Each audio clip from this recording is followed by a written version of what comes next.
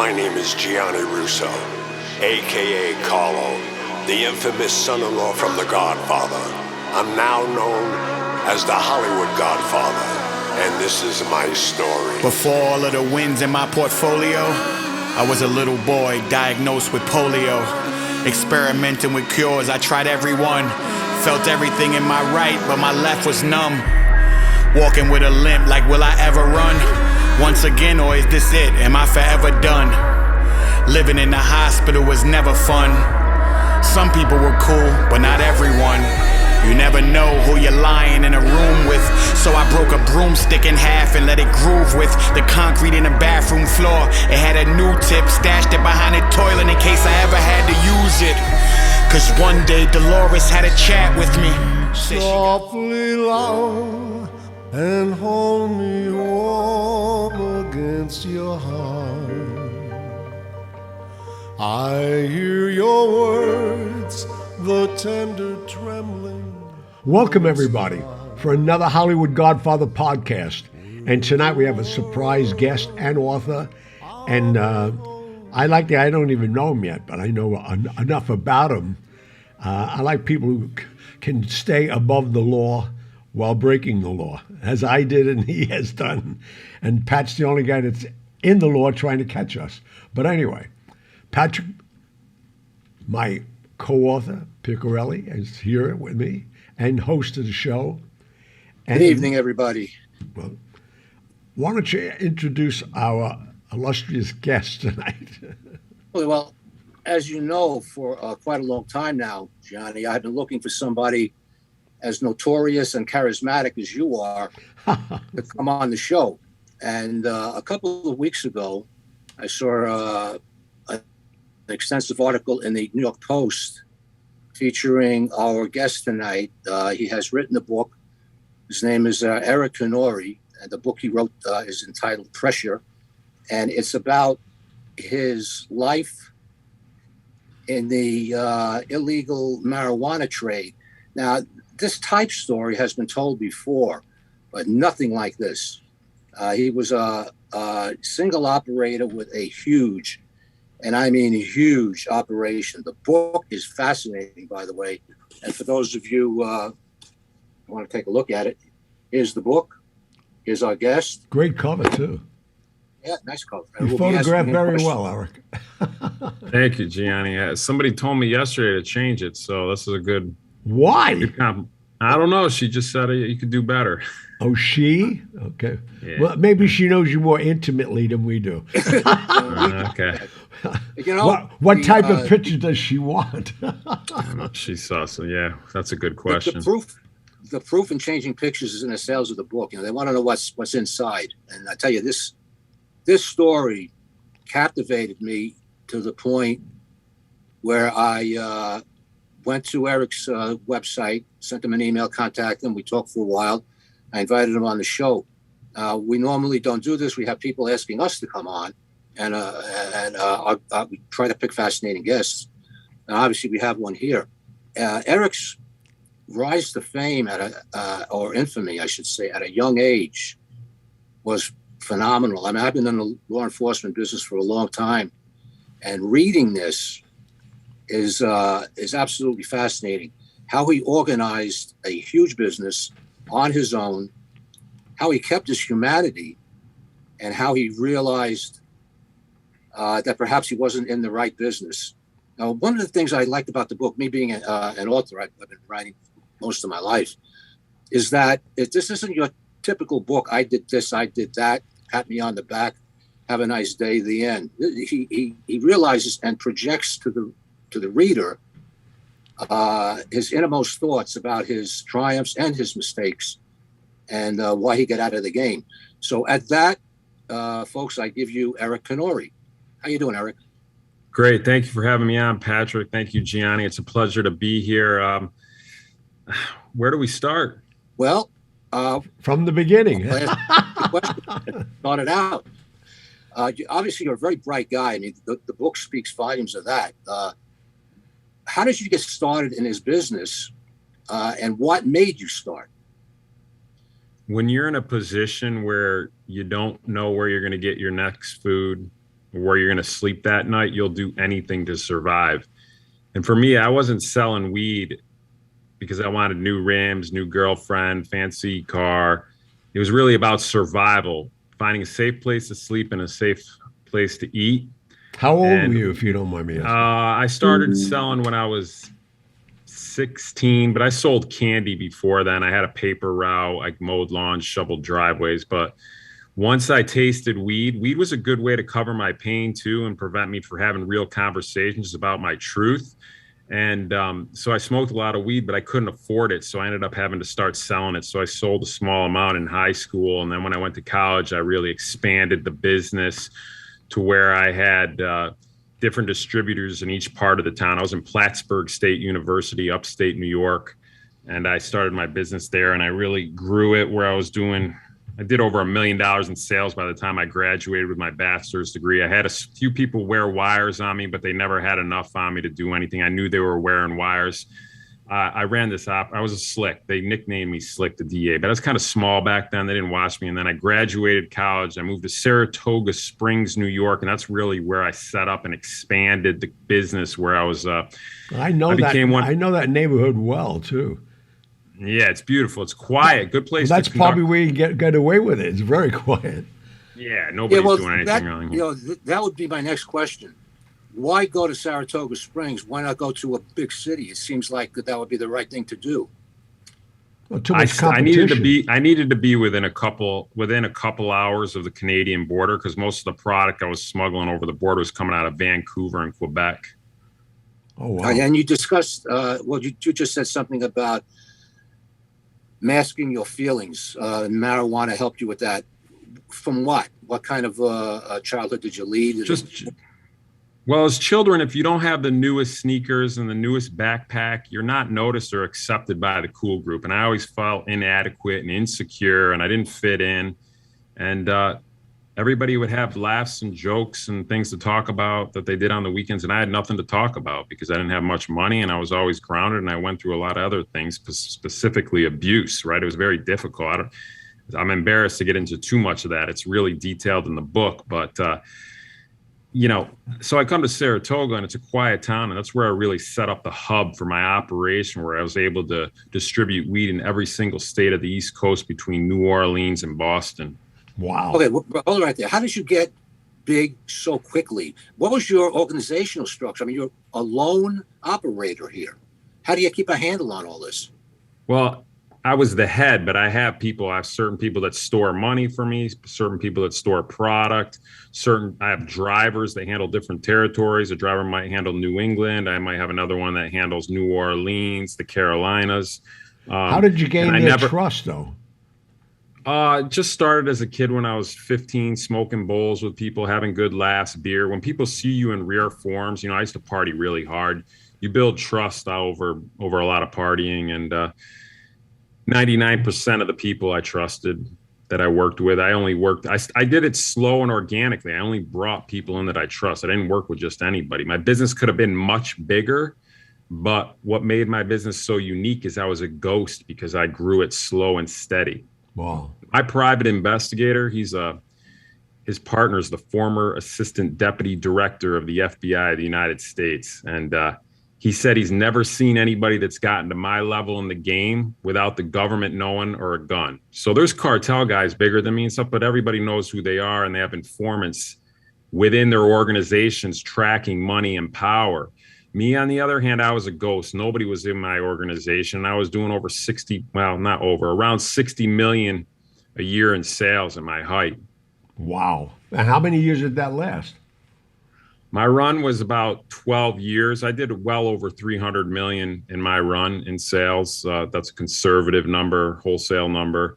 Could even be higher if a prosecutor got a hold of it, and they put the retail street value on it, What, to give the listeners an idea of the weight, I mean, there's $300 million. That's an awful lot of money. What does that translate to?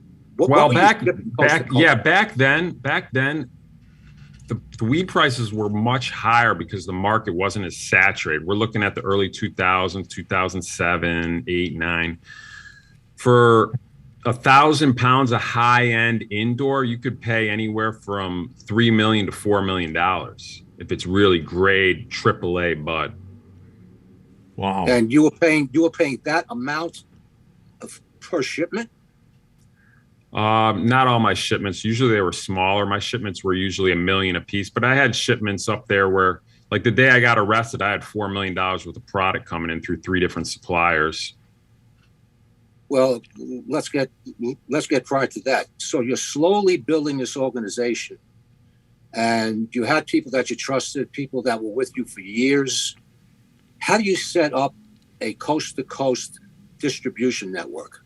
And how old were you by the time you hit it big? That's another thing that's really unique. I did this all in my 20s. By age 29, I had done all this business. From age 17 to 29, I did it all without a gun or the government ever knowing I existed.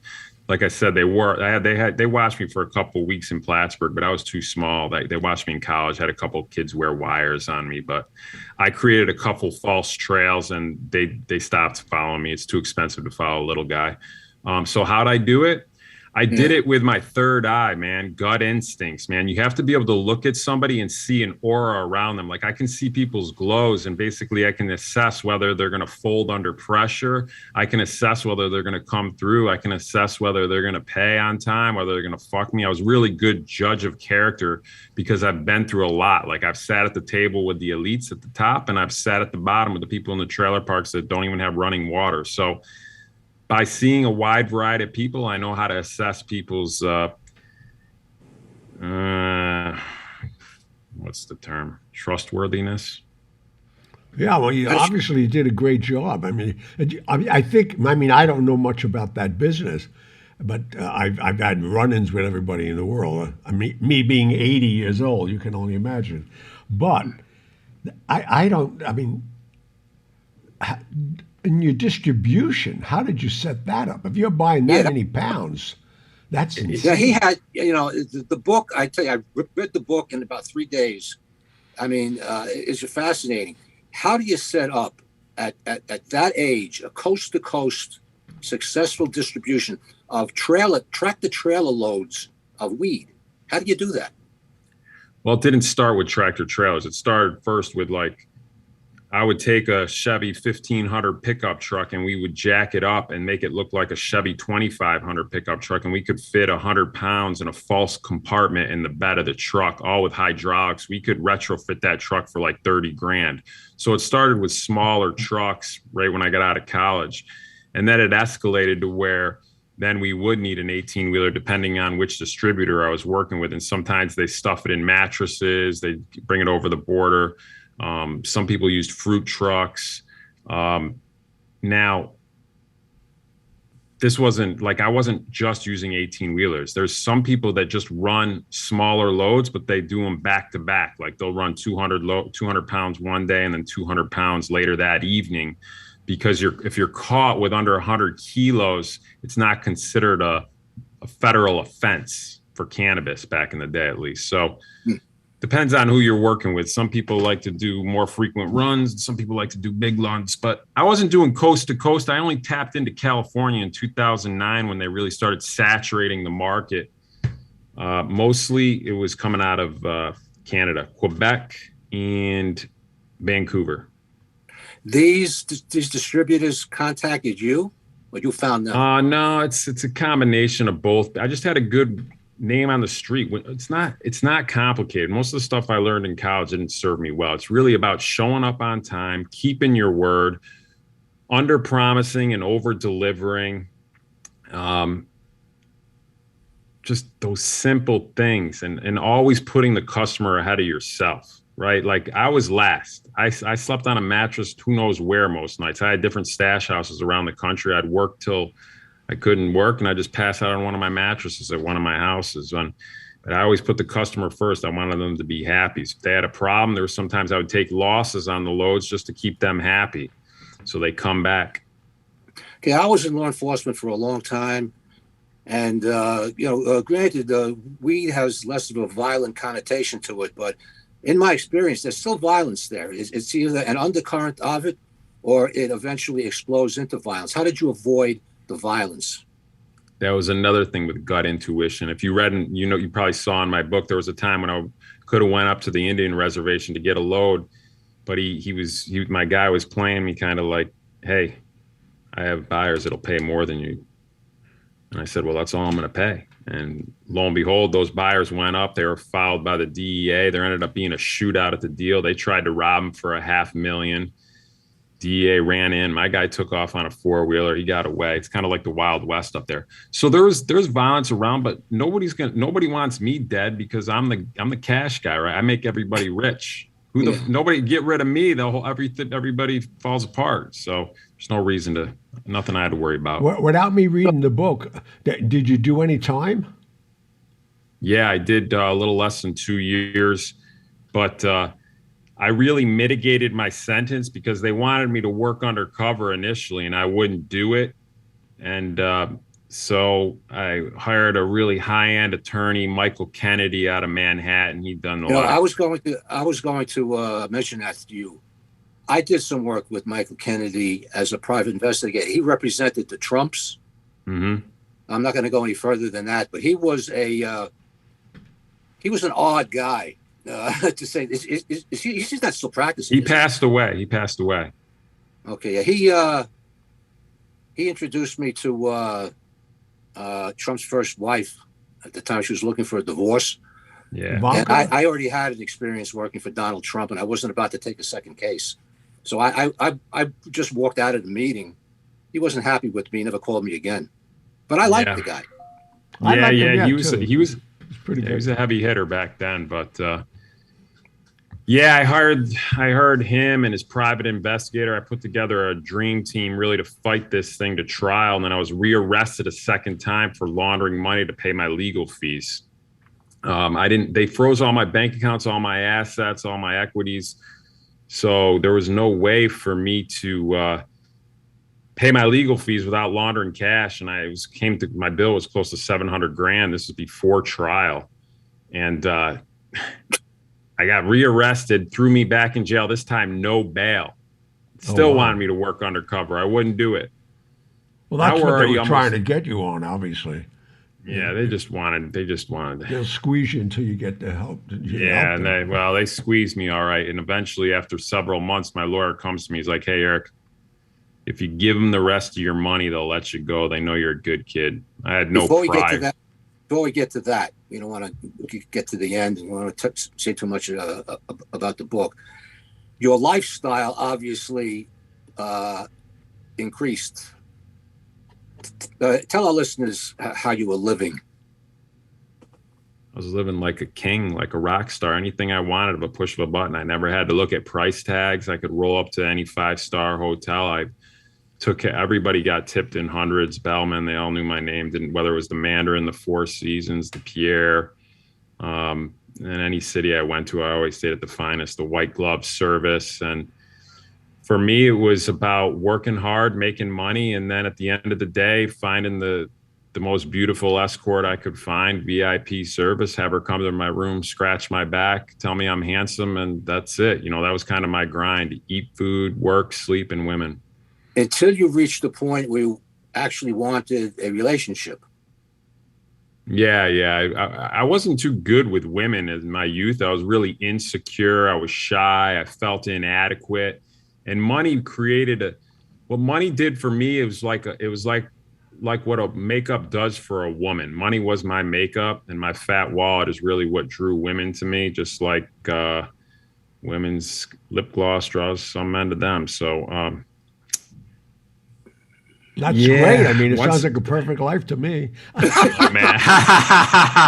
Let me tell you, man, a lot of beautiful women. I've definitely, without all the women I've met in my life, I wouldn't be who I am. A lot of these women turned me from a boy into a man, and I'm grateful for that.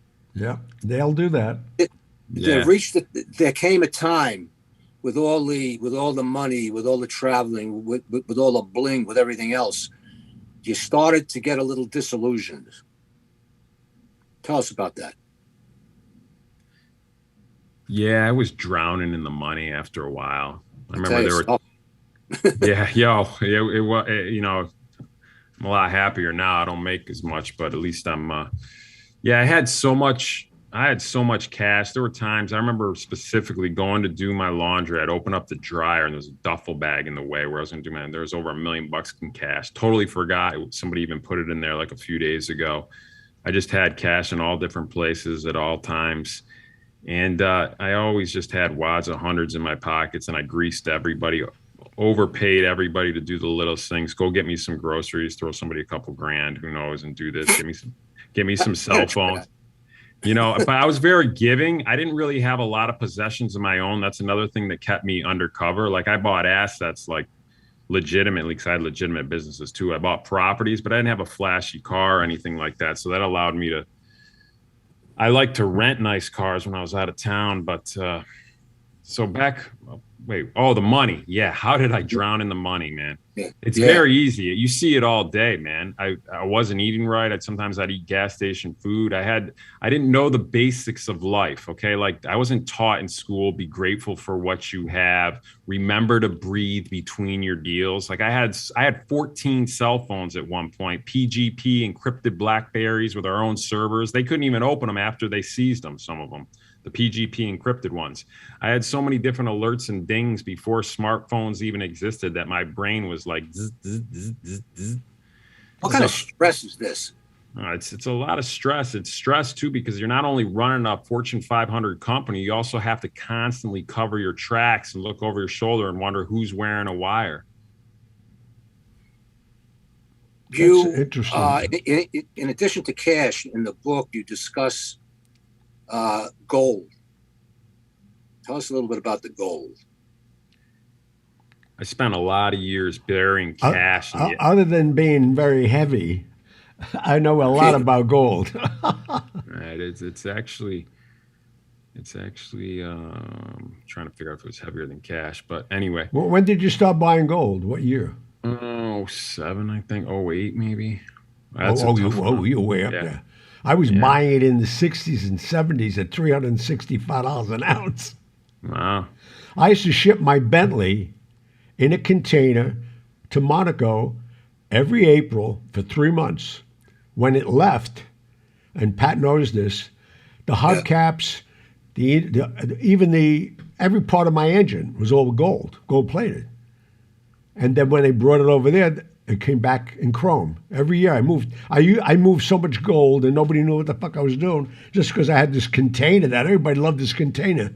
I put my car in the container, went across 6.5 days. I'd take it back down. I'm listening to you and I'm saying to myself, like you, I had so much cash. I put window boxes in my apartment in New York and put $1 million in each one, put plants over them. Because I couldn't put money anymore. I didn't know where else to put it without everybody being alarmed by so much cash. That's the problem with it. Eric, this gold was a big point of contention when it came to your freedom. Yeah, so I started buying gold because when I'd bury cash in the mountains, sometimes it would get moldy no matter how well I triple sealed it. So I started buying gold and burying it and saving it for a rainy day, whether it was retirement or to buy my way out of prison or whatever it needed to be. It's just my safety net. Everybody has one or tries to have one. So mine was gold. Mine was gold. So when you started to negotiate with the feds, specifically the DEA, that one agent, I forgot his name, he was after your gold. You gave up one load. And there was a bit of contention about the other one, which he finally got. But obviously he's the DEA. You aren't going to trust the guy. But it seems like you became friends begrudgingly, correct? Yeah, after a few years, him chasing me, he knew more about me probably than my girlfriend. So he didn't know I had gold. He just knew my net worth was up there. He knew I had a high net worth and he wanted to get at that and he wanted awards. So he chased me for a long time. I was the top of his priority. I should say I was his main priority. So Special Agent Ronald Arp was the head of the case. He's passed away since, but he was really good at what he did. And we went to war for a long time, me and him. And we made a deal where I would pay $4.5 million or $4.75 million. After I agreed not to work undercover, finally they came to me and said, hey, if you give us the rest of your money, we'll let you get on with your life. And the deal was for $4.75 million. If I paid up, that was part of my plea agreement. So I did that. I went out in shackles. I was escorted out of my jail cell by over 20 DEA ATF agents into the woods of upstate New York. And they were all armed. They had walkie-talkie headsets, AR-15s, I think they were. Is that maybe AR-15? Anyway, and because they didn't know if I was leading them to an ambush or if I was trying to escape. They didn't know anything. So they had to take all precautions. But we went in the woods, and the first cash I dug up to fulfill the $4.75 million was a couple $1 million worth of gold bars buried 3 feet down into the earth. Dug that up, gave it to them, and I paid off the deal. That combination of that $2 million, and they're already I think they already had about $2.75 million that they had seized out of my house in cash. So with the gold and the cash, I fulfilled my end of the deal for $4.75, and they threw me back in jail. Paid up. How did they And come they up with put that you back figure? in jail? Yeah, they put me back in jail. They're like, now you got to wait for the judge to let you out. And then we had to have a little proffer session. You know, I had to basically say what I did in the game, because I agreed that I would say what I did. Like, I pled guilty. My lawyer's basically like, you don't have to work undercover. You don't have to tell them everything. You just can't lie. So I basically sat down in a proffer session, and this goes really deep in the book. I'm like summing this up hardcore. Like, basically what I did has never been done probably in the history of the United States, just maybe in Roman times. But Has anybody approached you to make a movie of this?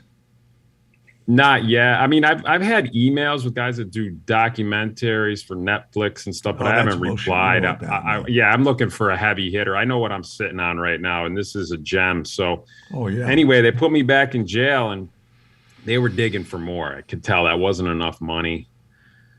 I had a feeling that they wanted me to still, Ron specifically wanted me to do anything to get more money, more bus, more connect, something. And well, yeah, I didn't give it to him. I didn't give it to him. But what I did give him after a few weeks of sitting back in my jail cell, I went out in shackles and dug up close to another $6 million in gold bars 3 weeks later. Gave them that, and I said, that's everything. And they let me out. It's time to let me out. I'm summing it up. It's detailed in the book, and they did. I went to stand in front of the judge, gave them close to $12 million in gold and cash, and they let me out of jail. And here I am. I actually did get sentenced to 30 months. I went and did little less than a couple years down in FMC Devens. Wasn't bad. Honestly, I didn't mind it. It was just the food. The food was bad. There's no nutrients there, but the alone time was good because it helped me reset, recalibrate, find my purpose in life. What age are you now when you're doing all this? 32. Oh, wow. Okay. Okay, Eric, that book that you mentioned in your book that you read that helped turn your life around, I forget the name of it. I looked it up, though. I'm impressed. Give our listeners the name of that book. Okay, yeah. So when I was sitting in my prison cell, the book that helped me negotiate the deal with the government is called The Master Key System. It's by Charles Hannell. It's well over 100 years old. Some people, rumor has it that Bill Gates read the book when he was in college, and after he put the book down, he said, I'm going to put a computer on every person's desk in the world, and he dropped out of college and did it. Yeah, I tell you, I was impressed. I looked up the book, and I'm definitely going to get it, just out of curiosity, if nothing else. Yeah. Now, do you want to discuss the courier, the female courier that helped bring this mess down? Yeah. So I had a 99.99% success rate in this business with my drivers and shipments delivered on time, except for the one load that brought me down. And one of my drivers was world champion downhill mountain biker Missy Giovi. She's won several World Cups back in the day. And she worked for me for a couple of years. And she also had her own account down in St. Louis. She was probably doing about $500,000 a month down there. I was sending her with weed for a couple of years, and she had a couple small runs that I had her doing in the Carolinas. Did But, you ever ask her why she did that with all her awards and glory she had in her own life? Why are you going to let her out? I paid her good money. I mean, for her to drive to California, a 5-day drive, I'd give her $60,000 cash. That's good pay. More than she was making biking. She wasn't getting big endorsements and all that. Yeah, she was out of the game. She had too many accidents. She had some head injuries in mountain biking, so she couldn't do it anymore. Yeah. But so I hired her. I go, listen, I have a California run. I stopped I was still sourcing out of California, out of Canada. I've been sourcing out of Canada for a decade, but I started my last year in business. I started sourcing out of California. And I said, hey, I got a run that you can run from California to New York, 60,000. You need to just get a trailer, truck. And I was going to use her as temporary transportation until I had a fruit truck, an 18-wheeler I had everything in the works, but she was temporary transport. Anyway, she misled me. She hired her massage therapist to drive the truck and trailer for $3,000. She subbed it out. Didn't tell me and didn't tell her massage therapist. Didn't even tell her massage therapist there was weed in the trailer. Oh, jeez. Jesus. So this was the that was the downfall? That was my downfall, man. The female mountain biker, Missy Giove, hired this person. That woman was speeding somewhere in Illinois. They pulled her over, searched the vehicle. Searched the vehicle, and they put a GPS unit on it, filed it to one of my properties in upstate New York, Saratoga. You know, you have such a good judge of character, and it's obvious that because you survived so long. And Missy was lying to you, and you always seemed to give her the benefit of the doubt. She had a good line of shit, I'll give you that. But you always gave her the edge. Why? Maybe you liked her. No, she wasn't my type. But I never mixed business and pleasure. That was a good thing on my behalf. But no, she was. I had such a good run that I was getting tired, and I wasn't passionate about the business. And when you're not passionate about something, that's where you start making mistakes, and that's where you start making poor choices. And I started making poor choices. I knew in my gut she was wrong to drive. But I figured one more run until I solidified my new transportation. And I wasn't even happy, to be honest. I was at this point, everybody wants to be your friend when you're making millions. And I had too many friends, and I didn't know how to build walls around me. Like now I know how to build walls, right? But I didn't know back then. I was nice to everybody, and that was part of my downfall. Yeah, that's true. I mean, I had the best mentors in the world, fortunately, early on. I don't know if you know anything about me. I started when I was 13, and by time I was like 48, I did $600 million out of the Vatican, and never gave a dollar up yet. 600 million? They keep telling me that's my estimate. I keep telling them, well, where is it? It's in that table right behind you. I see that. No. That's only one of many tables. You get out of prison, and you got your whole life. How old were you when you got out? 34. Wow. Obviously, you've got your whole life ahead of you. What did you decide to do? I had this app that I was designing that helps you surround yourself with like-minded people, but I tabled that idea. I may go back to it at a later date, but I wrote this whole book myself. There's no ghostwriter. I took courses. I watched hundreds of hours of YouTube videos. I had mentors, different authors. I spent 6 figures just in courses and training, and I did this whole thing myself. It took me 6 years, and some days it would take me 3 hours to write 3 sentences. And it was a nonstop job, because even when I'm driving to the grocery store, I'm still connecting dots, because there's over close to 30 or 40 characters in this book. And for me to make this a cohesive piece, it's not about, hey, look what Eric did. No, this is a story about the reader. This is a story about life. This is a story about love, acceptance, resilience, overcoming adversity, getting whatever you want in life, because we were all born to win. You know, that's why you're here. I mean, I've read, and with my career and everything else, I mean, I read and I write crime books, mostly true crime novels, screenplays, whatever. But this book, your book, was totally different than anything that I've read in this crime genre. You were so totally honest. And I mean, I've worked face to face and collaborated with people for their stories who looked at me and lied to my face. And I knew it. A lot of them I turned around and walked away from. You know, you just let it all hang out. That's what makes this book so good. Well, you and I discussed this, and we'll discuss it more off camera, or we'll talk. This book has a future, and it certainly would make a hell of a film. But, are you planning on writing another book?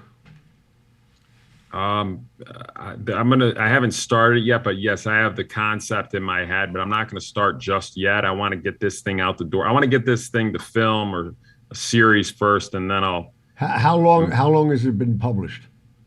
Like 3 months. Oh, wow. Yeah. So I connected him with Frank. And how are you marketing it? I really haven't started.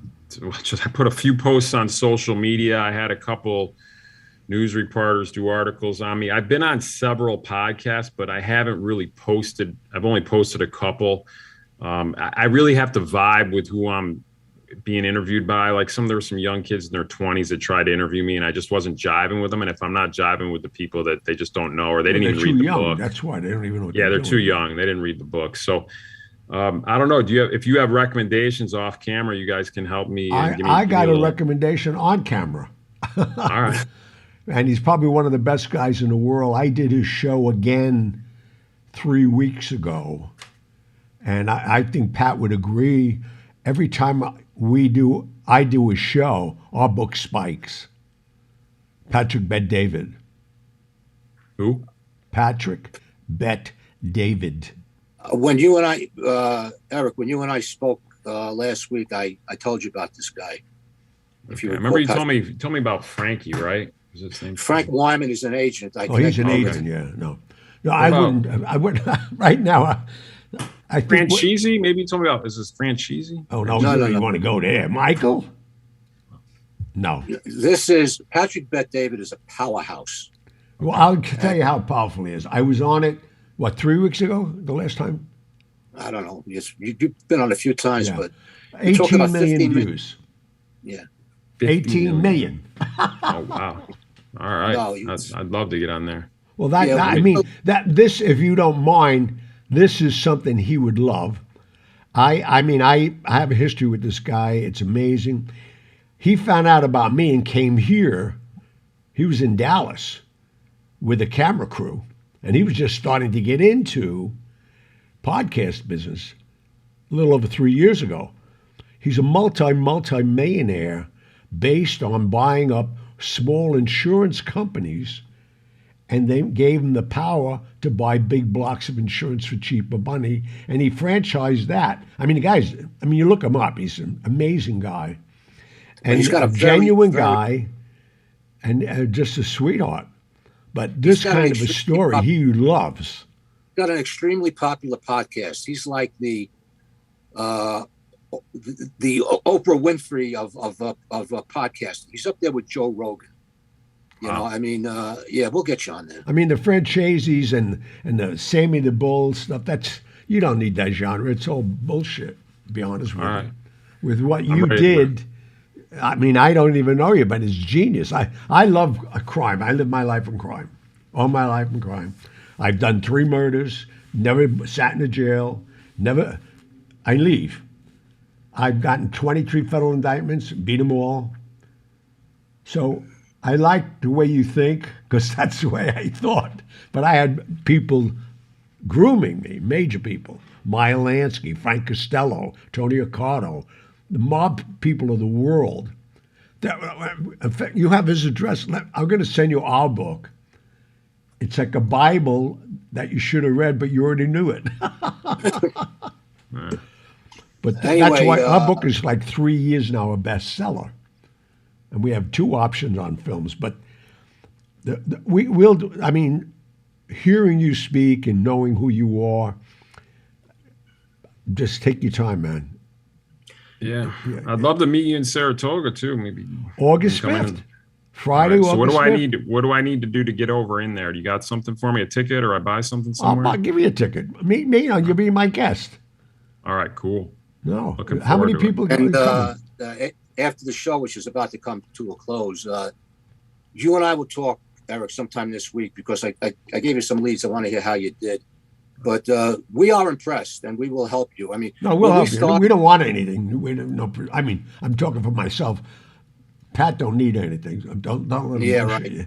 When we started this podcast, we didn't know what the hell we were doing, and I wish we had people to help us like we're about to help you, because this is a rough road to travel. There are over 950,000 podcasts out there, and very few become successful. And people like Patrick Bet-David, he's gold. You get on his show, and you're gonna start there. I'll make sure too. He'll fly you down. He picks up all the checks. He does everything. Where's he located? He now went to Florida. He just built a big mansion down there. Oh, I'd love to go down there. I'll go down there next week. Just let me know. Well, okay. We'll talk again. I'll talk to him. And where is your book available? Amazon? Amazon's the best. It's everywhere, but Amazon's the best. Okay. Yeah. I want him to get the book and let him get enthralled with you first. He's a very smart man. And okay, obviously, we know what the name of the book is. He's sitting in front of it, but here's the book itself. I love it. Pressure.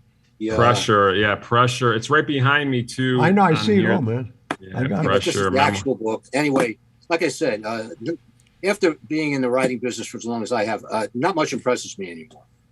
All right, so that's great to hear. That's great to hear. You give me a couple key points. What are some things that really makes this book stand out? Your honesty. That's the main thing. I mean, this is a true crime genre, and but basically those books are all the same. I didn't even read the book. Just what you got away with. That's how I look at it. Johnny, that's what my.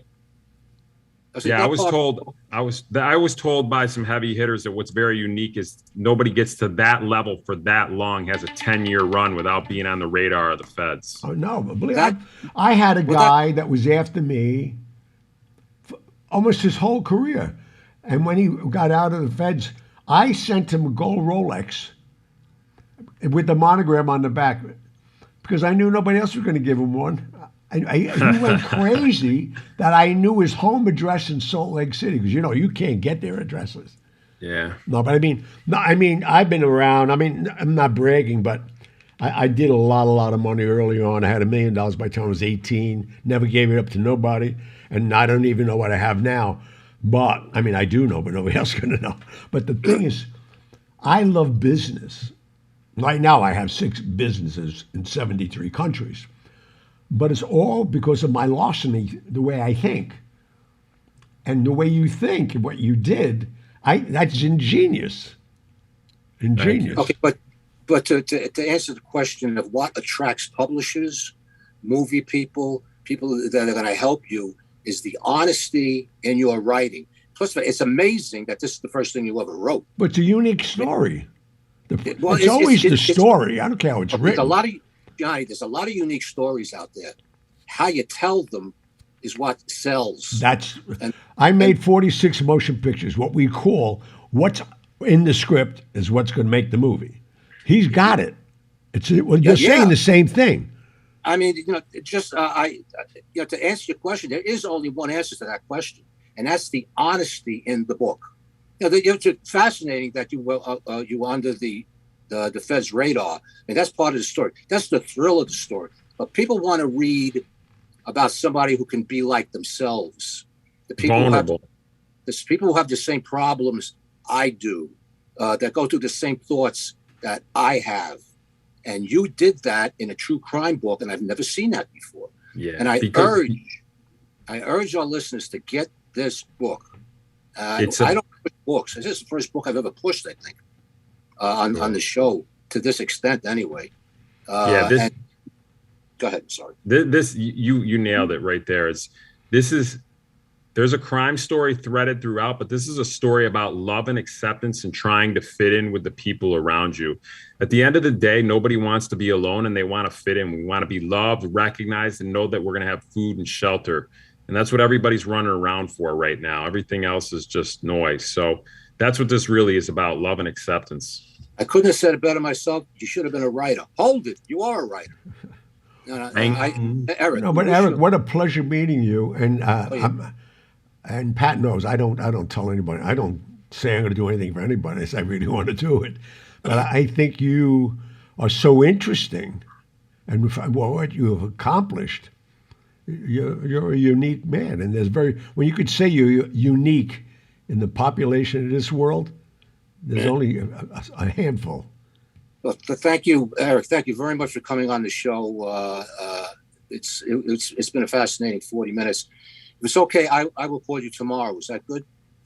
Thank you, Patrick. That's perfect. Call me anytime tomorrow. And Gianni, thank you for having me on. And somehow August 5th. August 5th, write it down. It's a Friday night.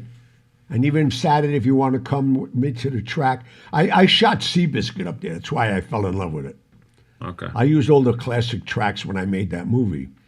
But then I love that whole area up there. I mean, it's like going back into time. Everybody minds their own business. It's really interesting. I have big business up there, too. I own part of Saratoga National Golf Course. I got 38 acres that I'm building homes up there with my youngest son. Okay. But no, I want to just sit and talk to you. And 100%. Yeah, 100%. I'm going to see you August 5th. So it's just a matter of we'll swap phone numbers off here. Patrick will get me your phone number. We'll make it happen. Yeah, please. And you'll be my guest. You get up there early, late afternoon. Oh, you're there. I'm coming up that morning. Yeah. I'll be here. I'm free. All right, please. All right, thank you. Thank you, guys. Thanks. Congratulations. Thank you on the show. Pleasure, guys. We'll talk soon. It's been a pleasure, and I'll talk to you tomorrow. All right, please. Thank you. Good night.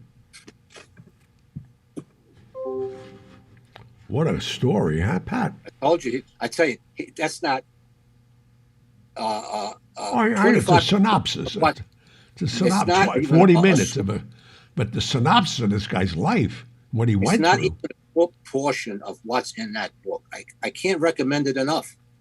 You're going to see anybody who reads this book. You know what we should do? We should have took a commercial break, come back for the mailbag right now. Well, okay. But just let me tell you, anybody who reads this book is going to find some of them in it, guaranteed. Good. Anyway, okay, go ahead. Yeah, make a note for you what time we're doing this commercial break and coming back. I got it. Okay. We're going to go to the commercial for a minute. We're going to make some money. Don't go anywhere. We know where you live. I'm really excited to announce Pala Casino Spa and Resorts in California. The phone number for reservations is 760-510-5100. I'll be there one night, October 1st, a Saturday night. Come and catch the show. It's an evening you can't refuse, and I guarantee you, when you leave, you will be amazed at what you're going to see. Remember, Pala Casino and Spa Resorts, 760-510-5100, October 1st. My way.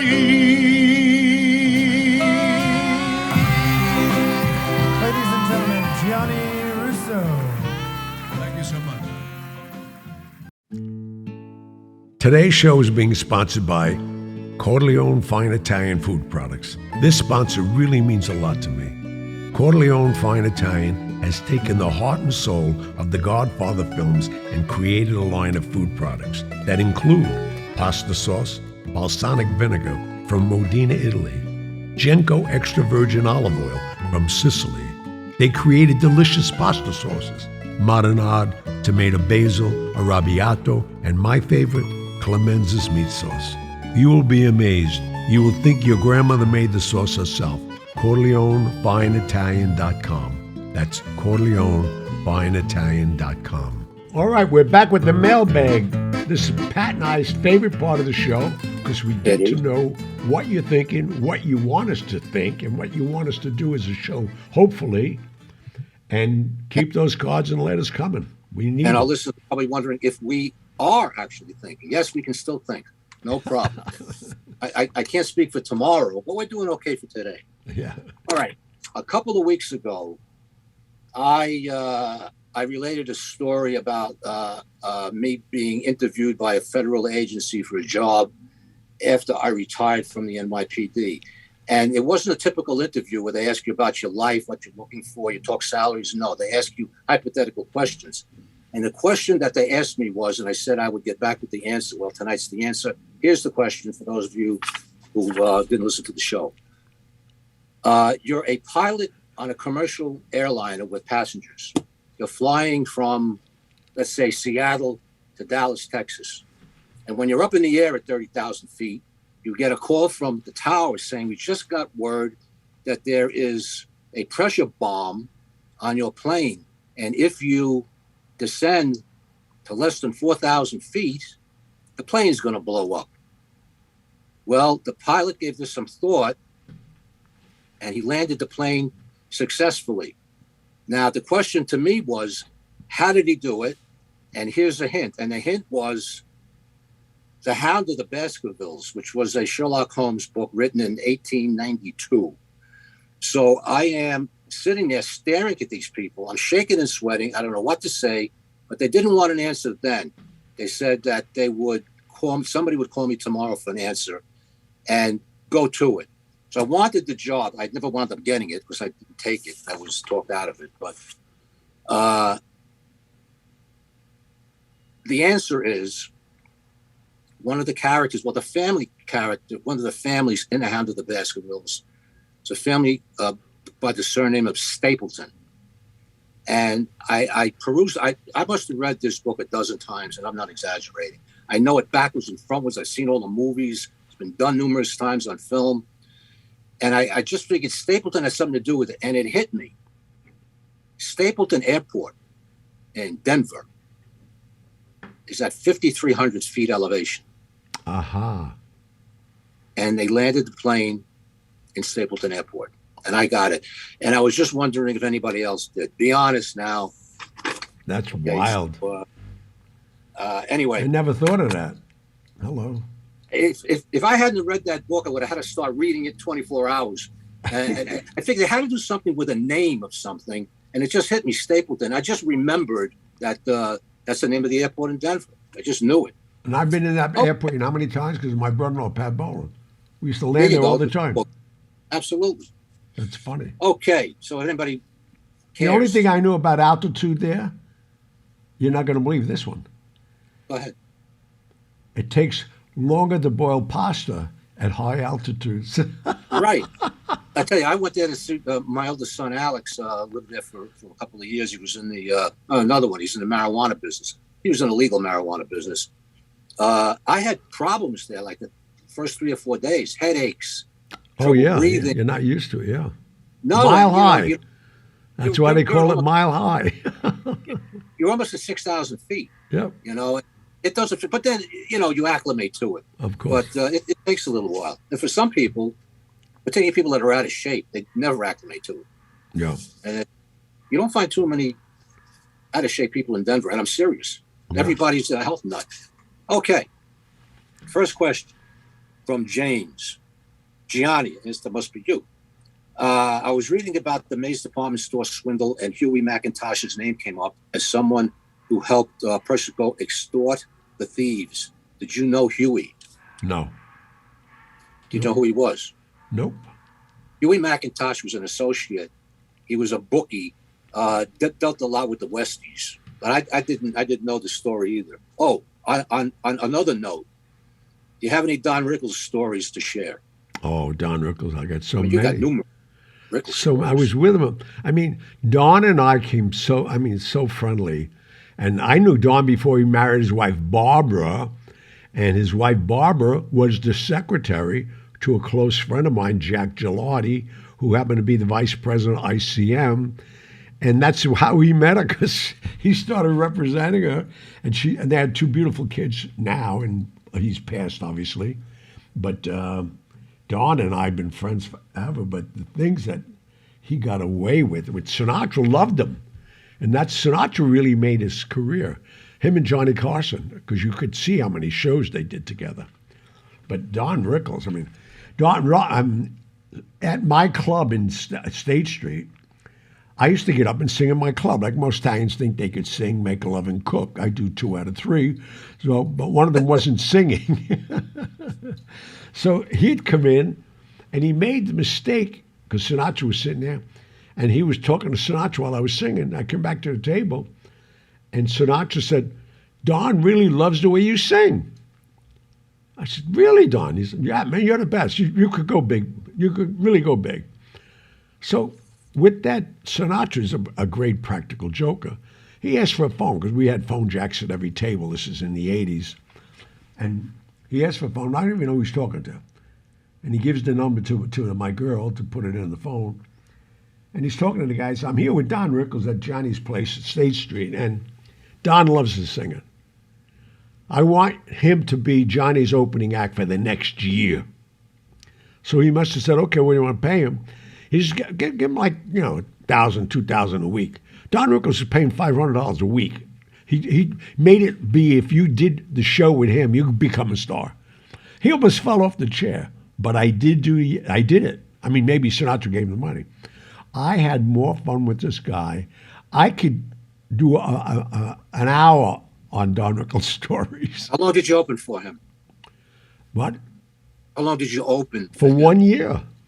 1 year, every engagement. I did 30 minutes as the opening act. But that's how I met Sinatra. I met so many people because of Don Rickles. Well, I can go on. We should do a show about it on John Rickles one night. There you go. Okay, Patrick and Gianni. Thank you for doing the show in the early part of Patrick's career in the NYPD. That was an excellent show. I'd like to hear a part 2 of how you became a detective and your experiences with that life.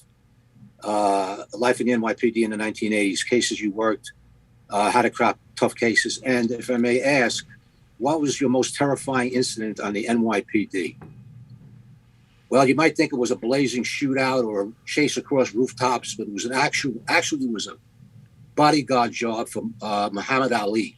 Muhammad Ali was going to receive an award in the Apollo Theater. For those of you who don't know, it's an iconic theater in Harlem, 125th Street. And the Tactical Patrol Force, of which I belong to, was charged with guarding the guy. I mean, he was at the height of his career. When you walk into the Apollo Theater, have you ever been there, Gianni? Yeah, numerous times. Okay, when you walk in to like a hallway that's you're not in the theater yet. Yeah. You walk through the theater doors and you walk down a hallway that's maybe 30 or 40 feet. Then there's the actual doors to the theater, and you walk in and you go. So he made his entrance. He gets out of the limousine, and whoever the bosses were told there was thousands of people on 125th Street just to see Ali. And he was told, do not walk in the main entrance because there's no escape. You're trapped in that hallway. You can come out that way because we won't tell them when you're coming out. Right. And we can have barriers up. Anyway, he decides, no, he wants to be one with his fans.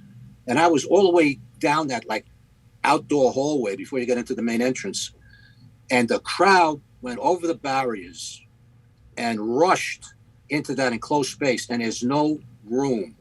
There's just a room where you came in. How many were you? Not just you by yourself. Well, on that particular post, there was probably 10 of us. Oh, that's right. I figured, yeah. Altogether, there was probably 30 or 40. But anyway, the crowd pushed us against the door. Now, the doors on any building open out, which is a fire hazard to open in. Right.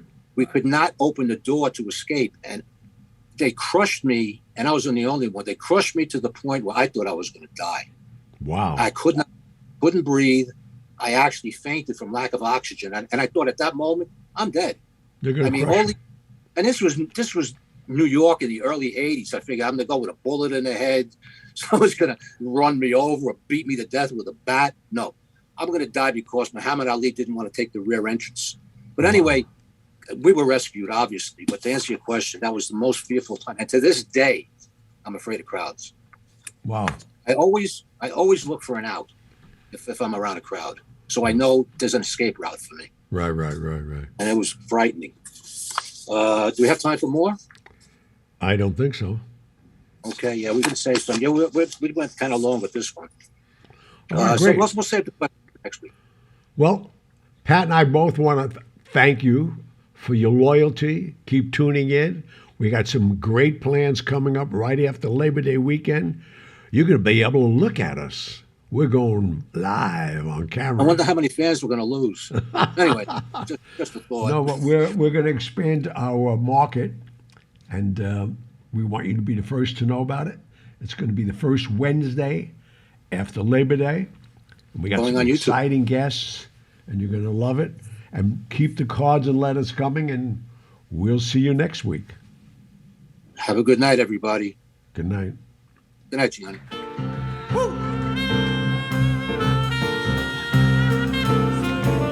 If you're feeling sad and lonely, there's a service I could render. I'm the one who loves you only. I could be so warm, so tender. Call me. Don't be afraid, you can call me. Maybe it's late, but Thank just you for call tuning me. in to the Hollywood Tell me Godfather and I'll be podcast. around. You can contact Gianni Russo, Patrick Picciarelli, or myself, Megan Horan, with your questions and comments through the contact section of our website, HollywoodGodfatherPodcast.com, which is where you can also subscribe to our weekly newsletter.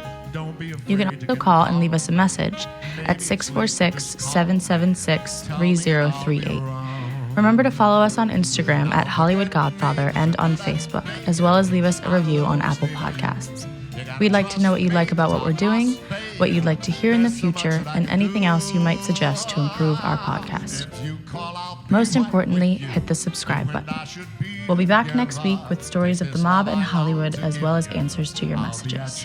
Good night. Forever. Call me. Don't be afraid, you can call me. Maybe it's late, but just call me. Tell me and I'll be around. I'll be around.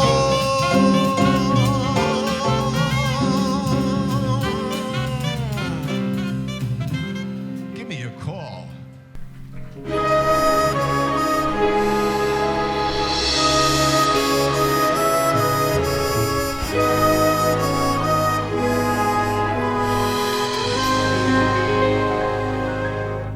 When I was 17, it was a very good year. It was a very good year for small town girls and soft summer nights. We'd hide from the lights on the village green. When I was 17, I did it my